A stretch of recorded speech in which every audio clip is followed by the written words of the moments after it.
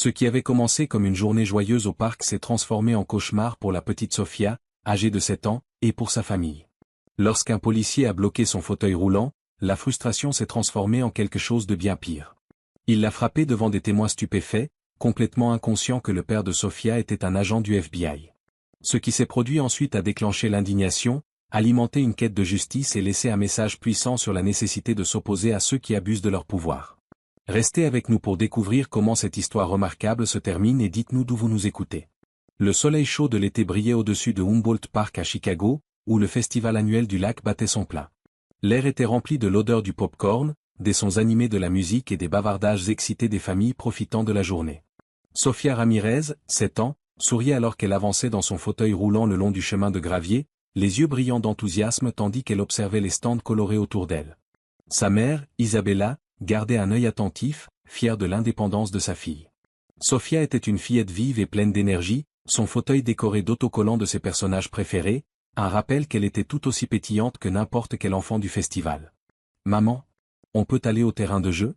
appela Sofia, en pointant du doigt avec excitation.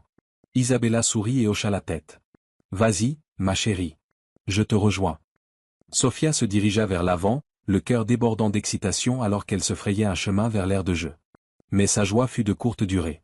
Debout à l'entrée du terrain de jeu se trouvait un homme imposant en uniforme de police, dont la présence projetait une ombre inquiétante sur l'entrée. L'officier Marc Geller, connu dans le quartier pour son allure intimidante, la regardait approcher, son expression tordue de dédain. Lorsque Sofia arriva près de lui, il se plaça directement sur son chemin. Surprise, elle leva les yeux vers lui. « Excusez-moi, monsieur » dit Sofia poliment, sa voix à peine audible. « Dégage de là, sale gamine » grogna-t-il en bloquant davantage le passage. Le cœur de Sofia s'emballa. Elle essaya de contourner l'officier, mais il se déplaça pour l'en empêcher à nouveau, son regard de mépris lui glaçant le sang.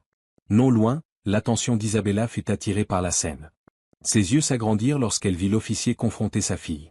Elle laissa tomber son café et se précipita, la peur serrant son cœur. Mais juste au moment où elle les atteignait, la main de l'officier Geller s'abattit, frappant Sofia en plein visage. Le bruit résonna dans tout le festival, et un silence stupéfait s'installa parmi la foule.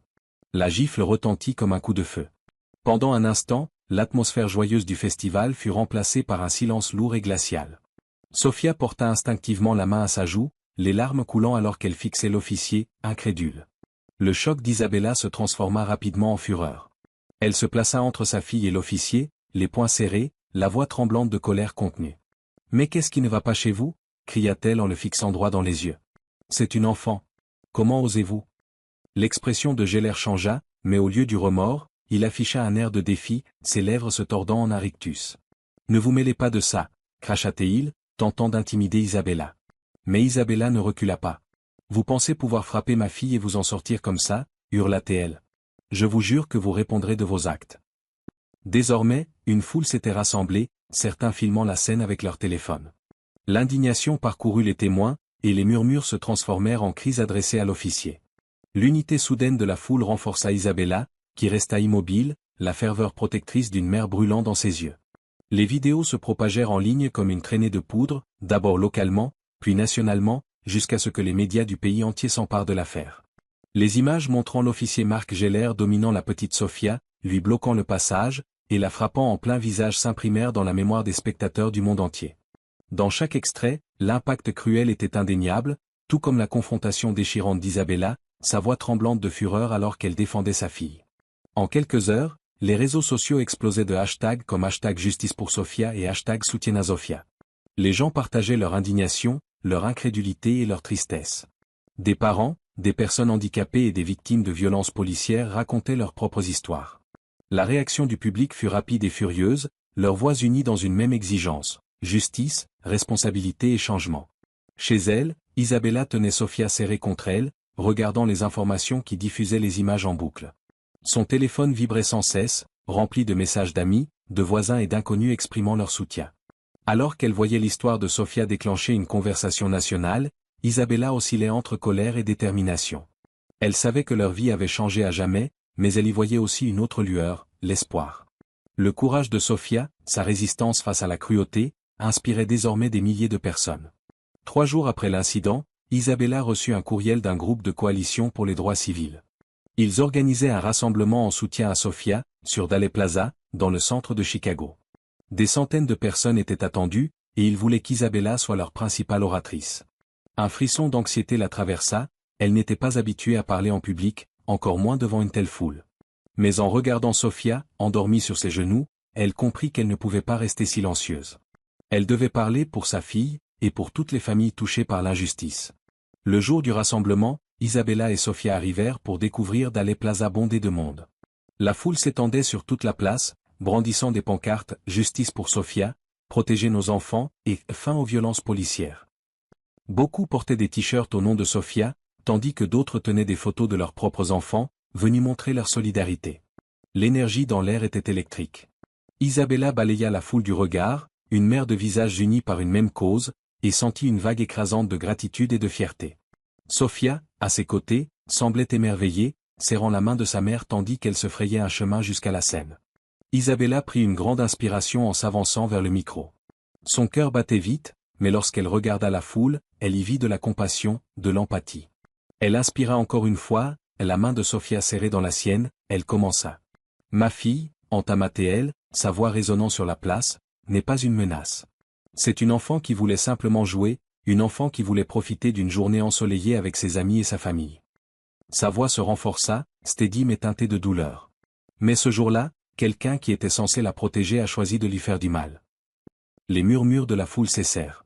Isabella continua, gagnant en force. Aucun parent ne devrait voir son enfant souffrir une telle cruauté. Aucun enfant ne devrait avoir peur en voyant un uniforme. Alors demandons-nous, dans quel monde vivons-nous, si nous laissons cela arriver? Quel message envoyons-nous lorsque ceux qui détiennent le pouvoir choisissent de blesser au lieu de protéger? Elle s'arrêta pour se reprendre, regarda Sofia, qui la fixait avec confiance. Forte du courage de sa fille, Isabella poursuivit. Aujourd'hui, nous disons, ça suffit. Nous exigeons des comptes pas seulement pour ma fille, mais pour chaque enfant qui mérite d'être traité avec dignité et respect. Un chant s'éleva, justice pour Sofia. Justice pour Sofia. Les voix montèrent, emplissant la place d'un appel vibrant à la justice. Isabella sentit une énergie nouvelle, une force dont elle ignorait l'existence. Au fil des heures, différents intervenants se succédèrent. Militants ELS, leaders locaux, parents de victimes, tous partageaient leurs histoires, tous exigeaient des changements urgents dans les pratiques policières. Formation, transparence, supervision communautaire. Un moment marquant fut lorsqu'une jeune femme en fauteuil roulant, Marisol, prit la parole. Étudiante et militante, elle raconta ses propres expériences de discrimination. « Nous sommes fortes. Nous sommes capables, dit-elle, sa voix tremblant d'émotion. Mais nous avons besoin d'alliés, des parents, des voisins pour amplifier nos voix. Aujourd'hui, Sofia et Isabella m'ont donné le courage de parler. » Isabella sentit les larmes lui monter. Elle serra la main de Sofia, qui chuchota, « Elle est courageuse, maman. » Isabella sourit. « Tout comme toi, mon cœur. » Le reste du rassemblement continua avec la même passion. Lorsqu'il prit fin, Daley Plaza était devenu un symbole de solidarité et d'espoir. En quittant la scène, Isabella et Sofia furent accueillies par des personnes leur offrant des mots gentils, des embrassades et des promesses de soutien. Une mère de 2 enfants serra Isabella dans ses bras, « Vous nous donnez de la force.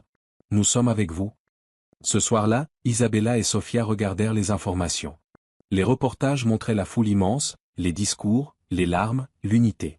Ce n'était plus une histoire locale, c'était national. « Est-ce qu'on a vraiment fait une différence, maman ?» demanda Sofia. « Oui, Sofia.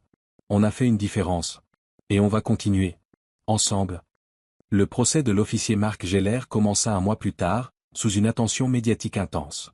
Sofia, toujours marquée émotionnellement, s'assit près de sa mère, la main serrée dans la sienne. L'officier, autrefois arrogant, semblait nerveux. La procureure Rachel Navarro présenta des vidéos, des témoignages accablants, décrivant la scène. À chaque preuve, le silence se faisait plus lourd. Les témoins racontèrent l'horreur d'avoir vu un policier frapper une enfant handicapée. Isabella témoigna également, racontant son sentiment d'impuissance et de douleur. Enfin arriva le verdict. La salle était pleine à craquer, un silence solennel planait. Nous, le jury, déclarons l'accusé, l'officier Marc Geller, coupable de tous les chefs d'accusation. Le souffle de la salle s'interrompit. Isabella poussa un petit cri, les larmes aux yeux. Elle se tourna vers Sofia, qui la regardait avec un sourire hésitant mais courageux. Elles se serrèrent dans les bras. À l'extérieur, la foule explosa de joie. Justice pour Sofia. Sur les marches du tribunal, une journaliste demanda, Que ressentez-vous après ce verdict? Isabella répondit, la voix tremblante mais ferme, cela ressemble à la justice. C'est une promesse que chaque famille, chaque enfant, a une voix qui compte. Ce verdict n'est pas seulement pour nous, il est pour tous ceux qui ont été blessés, ignorés ou méprisés. Sofia, timidement, ajouta dans le micro, merci, merci de nous avoir aidés. La foule acclama son nom. En descendant les marches, Sofia croisa Marisol. Tu as réussi, dit Marisol. Sofia sourit. On l'a fait ensemble. Le soir, leur salon était rempli de lettres, de dessins d'enfants, de messages de soutien. Sofia lut une carte, chère Sofia, tu es mon héroïne. Emma, 6 ans. Plus tard, Isabella aborda Sofia. Penses-tu que ça changera vraiment les choses? Demanda Sofia. Je pense que tu as déjà changé les choses, répondit Isabella. Le lendemain matin, Sofia était déjà à table, écrivant dans son journal. J'écris mon histoire, dit-elle. Pour que les gens sachent. Les jours suivants, Isabella reçut de nouveaux messages, de nouvelles invitations, des demandes de collaboration sur les réformes. Elle n'était plus seule. Un jour, elles retournèrent à Humboldt Park. Là, près du terrain de jeu, se trouvait une petite plaque, en l'honneur du courage et de la résilience. Sofia passa ses doigts dessus. Ça veut dire que ce qui s'est passé comptait. Que les gens se soucient. Oui, dit Isabella. Et tu as aidé à faire bouger les choses. Avec le temps, Sofia devint plus confiante. Elle partagea son histoire à l'école. Isabella parla dans des réunions communautaires. Leur histoire devint un symbole d'espoir. Un soir, sur leur porche, Sofia demanda, « Tu crois que les choses vont vraiment changer ?» Isabella prit une grande inspiration. Le changement est lent. Mais je crois que nous avons déjà commencé quelque chose. Et tant qu'on continue, ça ira vers le mieux. Main dans la main, elles regardèrent le soleil se coucher. Ensemble, elles avaient affronté l'ombre et trouvé la lumière. Après un combat long et difficile, la famille de Sofia a obtenu justice, et leur histoire a déclenché un vrai changement. Mais vous, qu'auriez-vous fait à leur place? Que pensez-vous du rôle de ceux qui sont censés nous protéger? Partagez votre avis dans les commentaires car ces histoires nous rappellent le pouvoir que nous avons de nous lever et de faire la différence. N'oubliez pas de vous abonner pour plus de récits comme celui-ci.